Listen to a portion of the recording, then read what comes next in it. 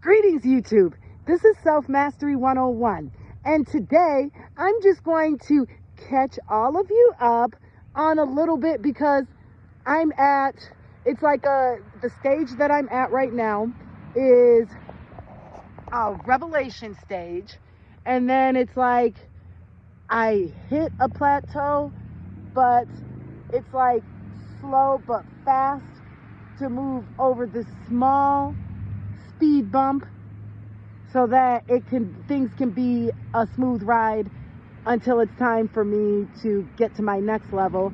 But that is my sign, is when I hit a plateau and I'm tired of doing the same thing, and it's like a form of dark night of the soul where there's nothing that pleases me. I don't like anything. And that's my most precious times with the Lord, is when I'm in a dark phase, because the Lord knows exactly what I mean and he knows exactly what I'm saying. So he does not hold me accountable, but he honors where I am at that particular moment.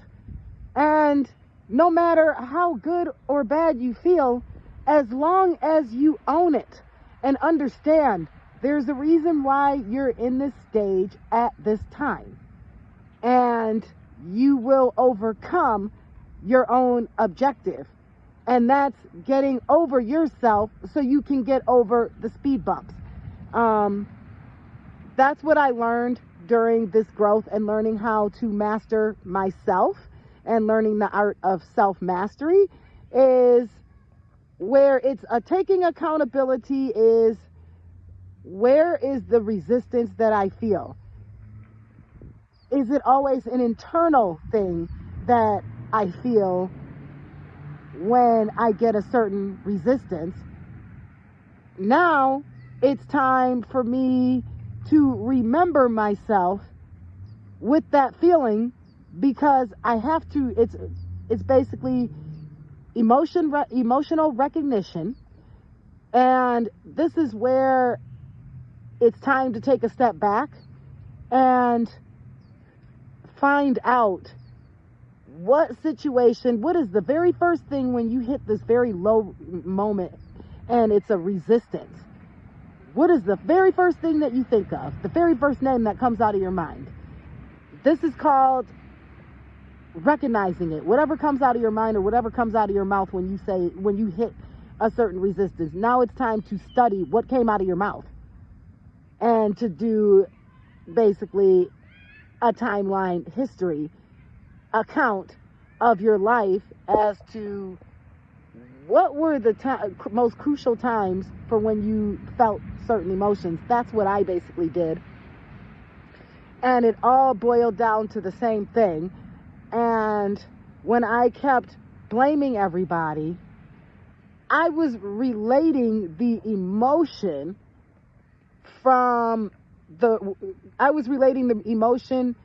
and the resistance, but I wasn't basically taking into account, like, with going deeper. I would just, as soon as I said that person, I would say, oh, I just hate that person.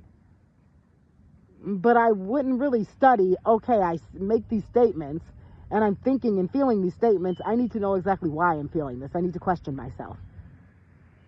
And then it was, okay, that was a fear that I had. So I had a fear of change and a fear of just moving. So much was happening to me that it felt comfortable being just at a steady place. Like a steady job. It didn't matter. Same position. Or, okay, I need to know exactly what I'm doing because that means I have a life. So I'm going to do exactly the same thing and I'm going to eat exactly the same foods. So I was that kind of person. And if anybody moved any of my stuff, or if there was any change of where I sit or where I parked my car, it had to be in the same spot, like I would hit the ceiling and just really, I would get so rageful. Because it was, who is trying to change my stuff? Just leave me alone.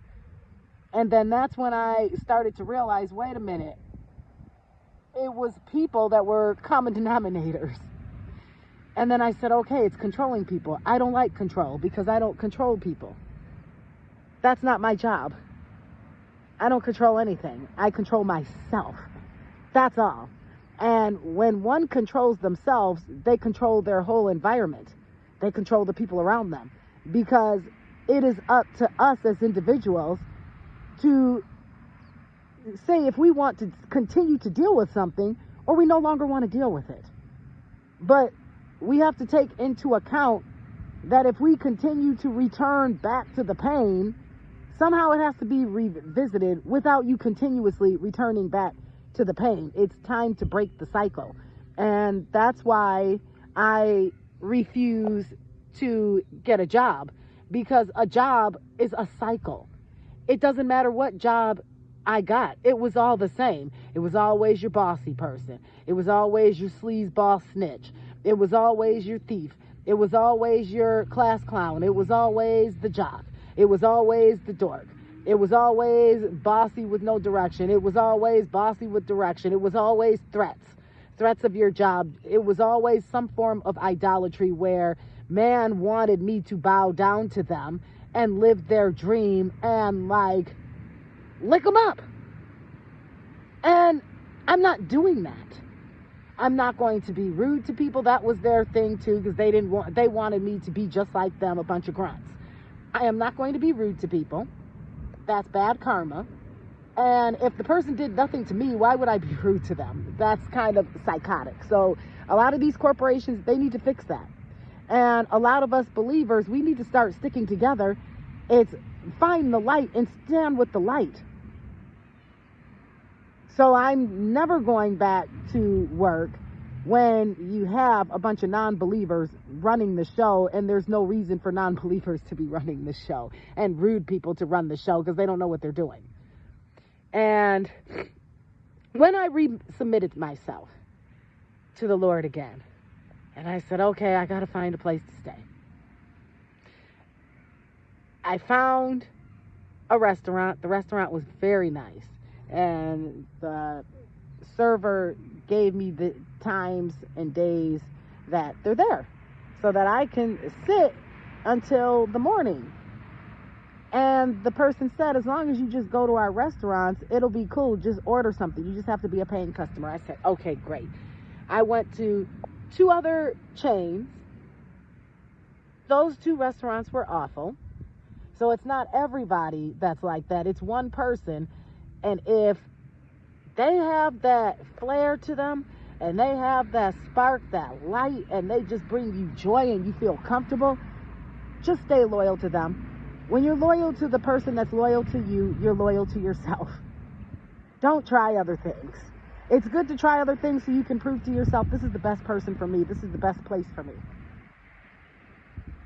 And so that was one where it was two other chains, and yes, I did expose them for their behavior.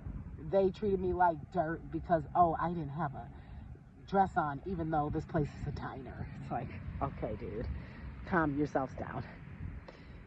And it was so crazy. The Lord set me up with the same person again. And I stayed in their garage, and the Lord's like, I need you to get up and leave this restaurant and just walk. And I said, okay, I'm just gonna walk. I'm walking and just had my head down, and I look up, and it was the person, and the person said, you're over here? The person was way out of the way. And I asked the person, what made you come over here? He said, I'm telling you, it's a force. Basically, it was God telling him to be at this certain place, just like God told me, I need you to just start walking. And the person was like, do you need a place to stay? I said, yes. And I stayed in the garage, and it was wonderful. And I got up, and it was amazing. As far as where I had to make a lot of changes during the time that I haven't spoken to you all. So I found a new place to shower, and I found a new place to do my laundry, because it is anything but what man has to offer. I'm not doing those shelters. They're gross. And it's very hopeless, and it's disparity. And it's a lot of us believers who carry this glow that are sitting in the homeless shelter. And it shouldn't be like that. None of us believers should be in shelters and be out on the streets and have bad credit and having all the deaths and all these atrocities. It's time for us to take our authority and to pray these people out and pray that kind of behavior out of your area and create heaven on earth. So that was one where the person found me. I got a good night's sleep in the Lord, and I said, praise be to God. My shoes, like, basically disintegrated in so many pieces, and I was walking on soles. Had no idea that my socks tore, and I was walking basically on my soles. And I said, I tried to put super glue. There was somebody who let me have super glue. Everything with that heel was just falling off, and I had to make sure I wasn't like walking on like harsh kind of pavement where they have those little stones. I was trying my best to stick with sidewalks, and lo and behold, I was able to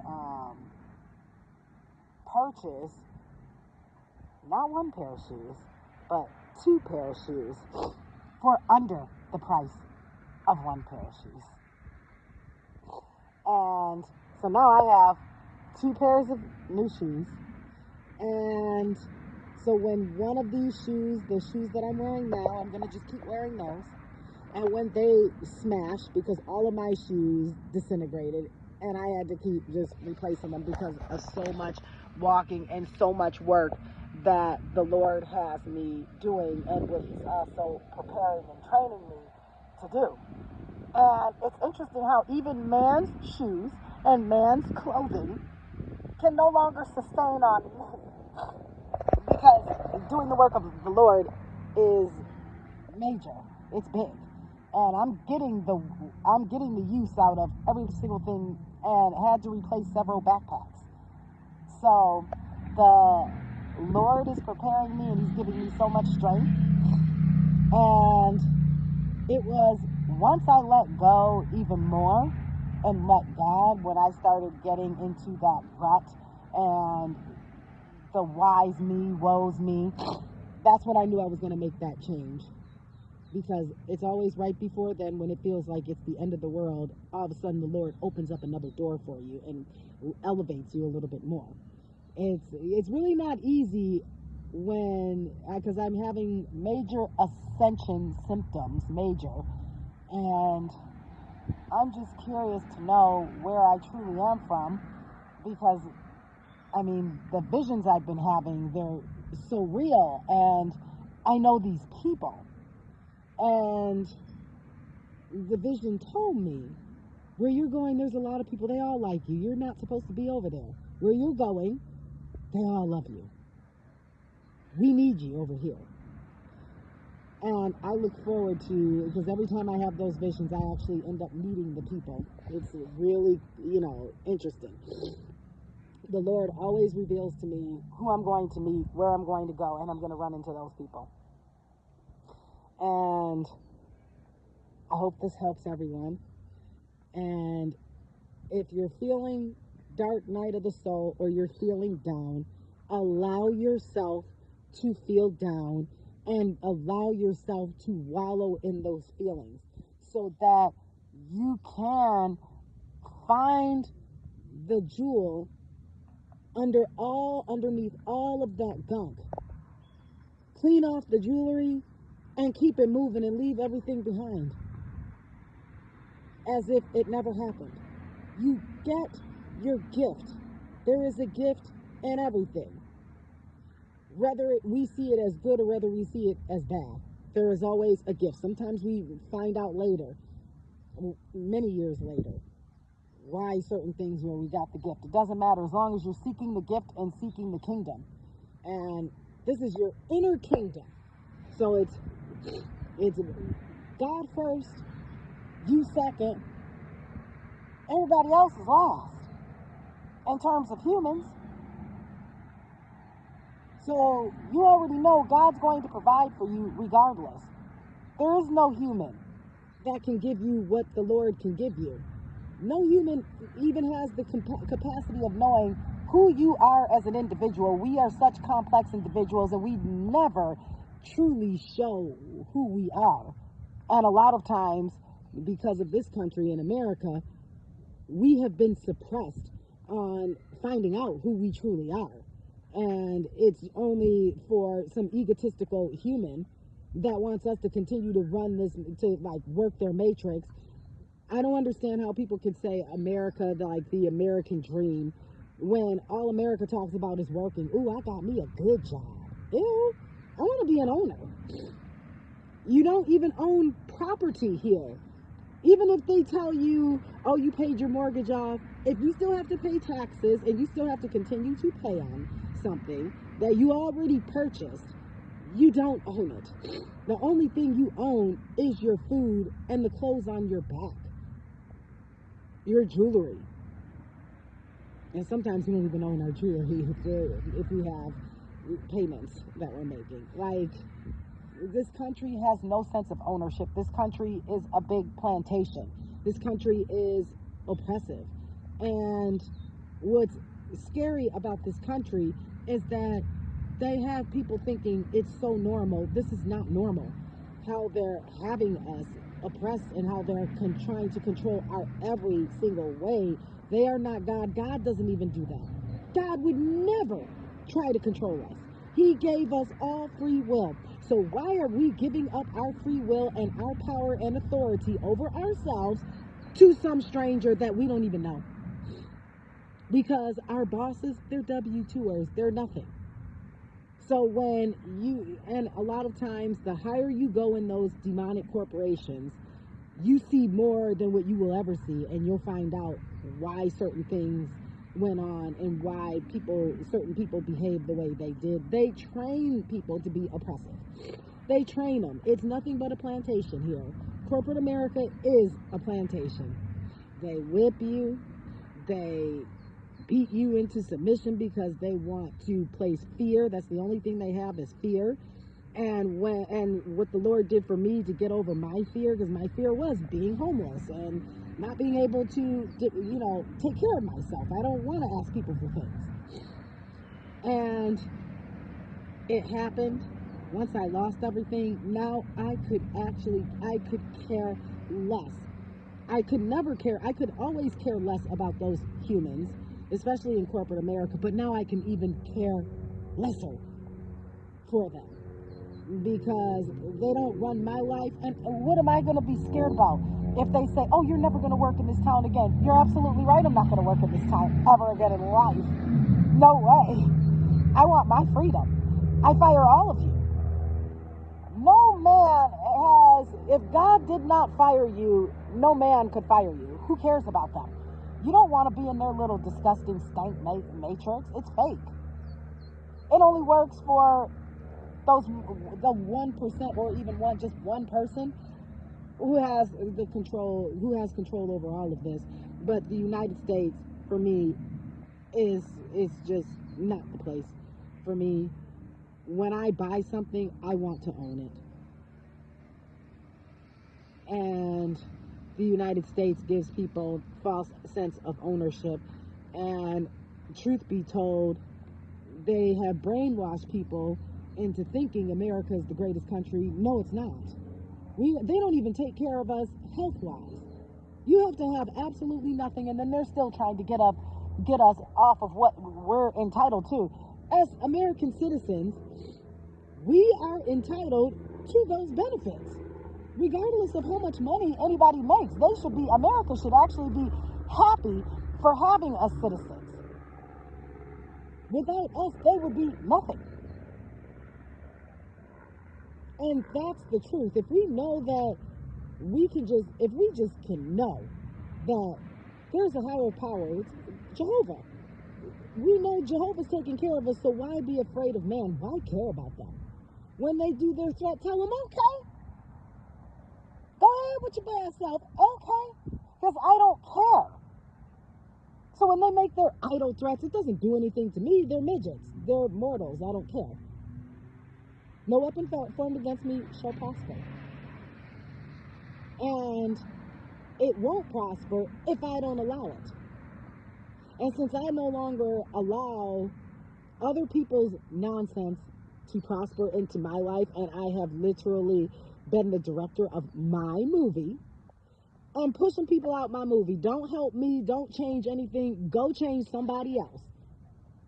I'm not the one for it. You need to find somebody else and get out my face. Don't ask me for nothing. I don't feel guilty because I almost starved to death at one point during this journey. I almost died. Not eating or drinking. And I did not ask anybody for anything. I asked the Lord, and the Lord provided. He went through the people to provide for me.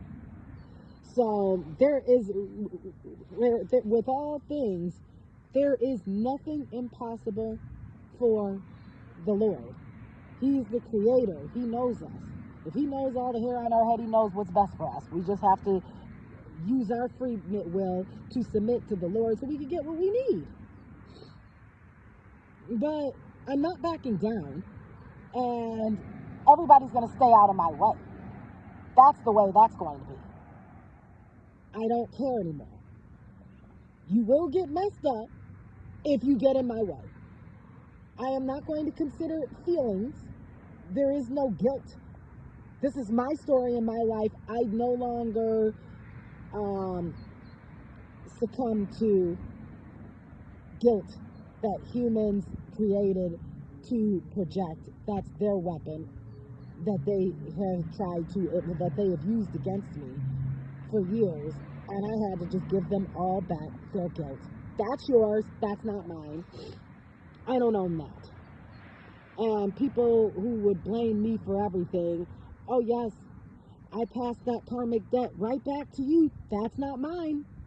I'm going to have a good life. I'm going to have heaven on earth. You stay in hell. That's your hell. You don't pull me. You find a companion that wants to join you. You do not force people to do something that they don't want to do. You're not God. You're man. You're always going to lose against me. I don't care. Because as long as I keep obeying the Lord, that obeys me. So I obey myself and love myself. So I don't need any of you. I'm always going to obey what feels great to me. And that is to go with what I have going and do everything my way, because it's my life, it's my body, and it's my story. You better find somebody else and get your story. Get your own story. Or jump in somebody else's story. You are not welcome in my world. You are not welcome in my movie. I'm the director and I'm the driver and I call the shots. Go boss somebody else around. You don't matter. I don't care about you. So I'm just going to tell it to your face. I don't care about you. You mean nothing. I don't want your low offerings. So don't sit up here and have anybody convince me some doggone $20 an hour. Are you crazy? Now, with my master's degree and 2 bachelor's degree, I'm going to take a $20 an hour job. And not when I made way more than that. You don't control anything. You better go control yourself and mind your own business. That's what you need to do. Because the only thing you will do is hurt yourself. I am a wall and I'm an unstoppable train. So when you're trying to break down my wall, you're hitting steel and crushing your own self. You're only going to get yourself messed up. Because I'm doing what I'm supposed to do and I'm in my lane. You're coming in trying to rob me. You will not rob me. I have the right to defend myself against an intruder, a home intruder and a burglar. Stay in your own lane and stay in your own business. And quit talking to people that I start knowing, because that's none of your business. Where you go ahead to turn people against me, and all I have to say is you better not be using any of my money to harass and stalk me and to turn people against me. because you're going to have to pay that back, and you're going to pay that back with interest. You have lost and you're losing even more. So keep on with your bet. I'm going to win. I'll be here in my world, and you'll be gone from my world. You stay over there, little boys and little girls, little children. I love all of you. Many blessings.